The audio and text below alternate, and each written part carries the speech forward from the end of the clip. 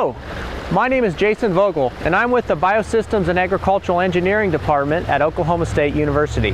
This is a series of 3 videos about natural stream restoration. The first video is about healthy streams and what makes them work and what makes them healthy. The second video is about things that can make the stream unhealthy, what can degrade the banks and destroy the habitat. And the final video is about tools and methods that we can utilize to restore the stability of the stream bank while returning the habitat to the stream. This is how most of us experience a stream. You drive over one and probably never give it a second thought. What looks like a peaceful, never-changing scene is actually an aquatic habitat teeming with activity.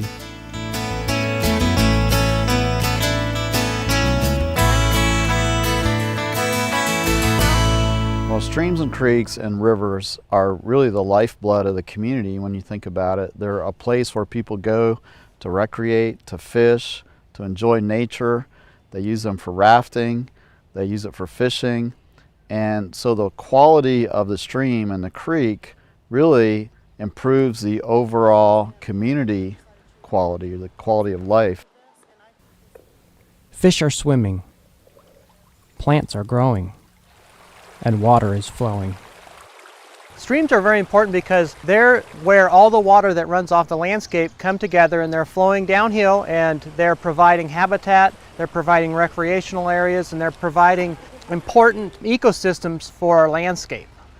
But streams are constantly changing, and what we're trying to do is get that change to be in balance, where the amount of soil, sediment, dirt, other things that are coming into the stream are equal to what's moving out. Balance is our goal. And now what happens when that balance changes? A stream might accumulate more sediment. More solid materials in the water means poor water quality. Sedimentation is the #1 water quality issue in the United States. Other areas of the stream could lose more soil, which can lead to loss of land as stream banks begin to break down. One of the big reasons that people become concerned about the streams and rivers on their properties is that there's erosion occurring on the stream banks, which really impairs the use of their property for recreation, for access to the stream. So how does a stream fall out of balance? It happens several ways. In ag areas, grazing cattle can remove all the vegetation from the stream banks. And many times, human influences can affect the balance of a stream. Streams adjust to changes in the land, such as urbanization, which occurs when development expands into rural areas. So also, as a result of urbanization, excess soil and sediment within the stream can go downstream and settle out in our downstream reservoirs that are all used for recreation, flood control, and drinking water. So all of those uses are compromised. In addition, we can lose valuable land across the landscape from our rural areas and also from our urban areas, and compromise our urban infrastructure.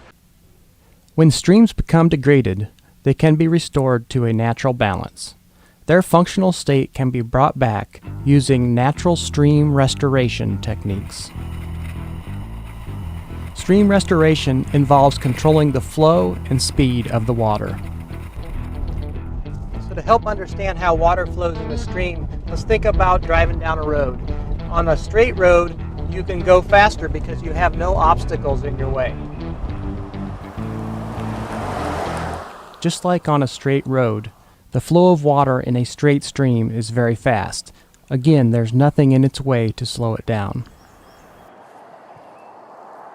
But when we're driving on a curvy road, if we don't slow down, momentum is going to take us right off the road and into the ditch. Water is the same way.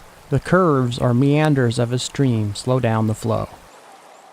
What about a bumpy road? You still can't drive fast. The uneven surface forces you to drive slower. Now imagine that coarse, rough bottom of the stream. What happens? The uneven stream bed causes turbulence in the flow. The water can no longer take a straight path. An artificially smooth stream bed is not healthy for the stream or habitat. There's nothing to slow down the water, which in turn creates more opportunities for erosion downstream. The slope of a stream is also crucial. The flow and speed of water are important because water always flows downhill.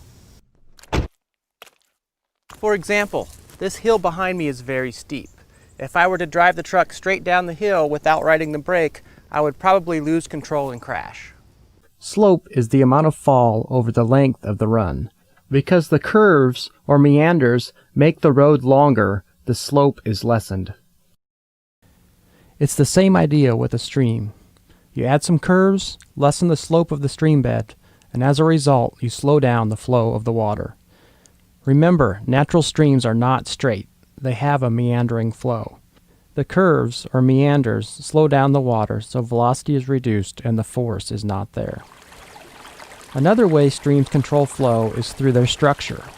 Streams naturally form riffles and pools. The riffle is the part of the stream of the greatest slope and it's very shallow. At the bottom of the slope is a pool. It's a large, deep area of relatively still water. This is where fish and plant life thrive within a stream.